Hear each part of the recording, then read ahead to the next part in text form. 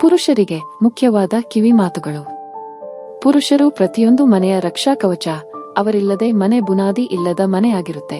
ಹೇಗೆ ಗೃಹಿಣಿಯರು ಮನೆಯ ಜವಾಬ್ದಾರಿ ನಿರ್ವಹಿಸುವರೋ ಅದೇ ರೀತಿ ಪುರುಷರು ಹೊರಗೆ ಕಷ್ಟಪಟ್ಟು ದುಡಿದು ಎಲ್ಲರ ಆಸೆಗಳನ್ನು ಈಡೇರಿಸುತ್ತಾರೆ. ಪ್ರತಿ ಮಹಿಳೆ ಕೆಟ್ಟವಳಲ್ಲ, ಅದೇ ರೀತಿ ಎಲ್ಲ ಪುರುಷರು ಕೆಟ್ಟವರಲ್ಲ. ಪ್ರತಿಯೊಬ್ಬ ಪುರುಷ ಈ ವಿಷಯಗಳನ್ನು ಯಾವಾಗಲೂ ನೆನಪಿಡಬೇಕು. ಹಾಗಾದರೆ ಯಾವ ವಿಷಯಗಳನ್ನು ನೆನಪಿಡಬೇಕು ಅಂತ ತಿಳಿಯೋಣ ಬನ್ನಿ. 1. ಕೆಲಸ ಎಷ್ಟು ಮುಖ್ಯವೋ ಅಷ್ಟೇ ಮುಖ್ಯ ಕುಟುಂಬ ಕೂಡ. ನಿಮ್ಮ ಸ್ವಲ್ಪ ಸಮಯವನ್ನು ಕುಟುಂಬಕ್ಕೆ ಮೀಸಲಿಡಿ.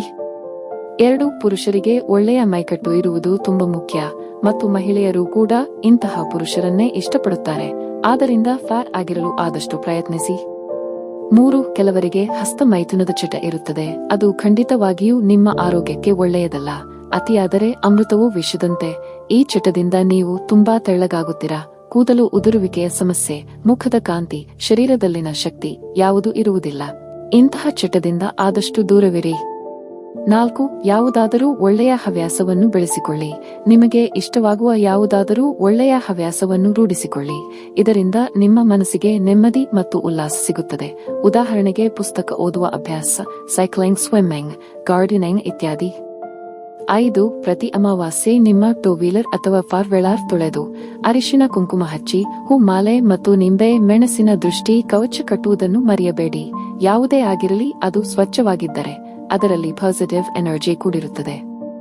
6. ಯಾವುದಾದ್ರೂ ವಿಶೇಷ ಕೆಲಸಗಳಿಗೆ ಅಂತ ನೀವು ಹೊರಡುವ ಮುಂಚೆ ಜೀರಿಗೆಯನ್ನು ತಿನ್ನಿ ಅಥವಾ 1 ಚಮಚ ಸಕ್ಕರೆ ಮೊಸರನ್ನು ತಿನ್ನಿ. ಕನ್ನಡಿಯಲ್ಲಿ ನಿಮ್ಮ ಮುಖವನ್ನು ಒಮ್ಮೆ ನೋಡಿಕೊಳ್ಳಿ. ಹೀಗೆ ಮಾಡುವುದರಿಂದ ಯಾವ ಅಡೆತಡೆಗಳು ಕೂಡ ಬರುವುದಿಲ್ಲ. 7. ರಾತ್ರಿ ವೇಳೆ ಭಾರಿ ಆಹಾರವನ್ನು ಸೇವಿಸಬೇಡಿ. ಆದಷ್ಟು ಲೈಟ್ ಆಗಿ ಊಟ ಮಾಡುವುದು ಒಳ್ಳೆಯದು.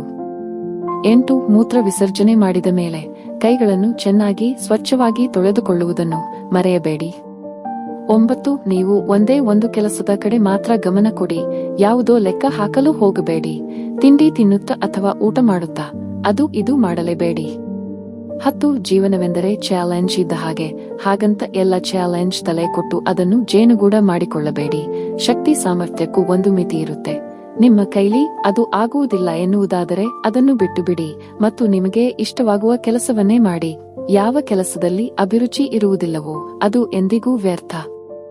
ಕೊನೆಯದಾಗಿ ನಿಮ್ಮನ್ನು ನೀವು ಪ್ರೀತಿಸಿ. ತಾಳ್ಮೆ ಇರಲಿ, ಬದುಕುವ ಛಲವಿರಲಿ.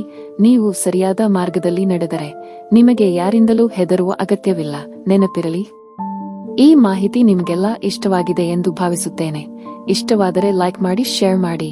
ಇದುವರೆಗೂ ಚಾನೆಲ್ ಸಬ್ಸ್ಕ್ರೈಬ್ ಮಾಡಿಲ್ಲ ಅಂದ್ರೆ ಸಬ್ಸ್ಕ್ರೈಬ್ ಮಾಡಿ. ಕೇಳಿದ್ದಕ್ಕಾಗಿ ಧನ್ಯವಾದಗಳು.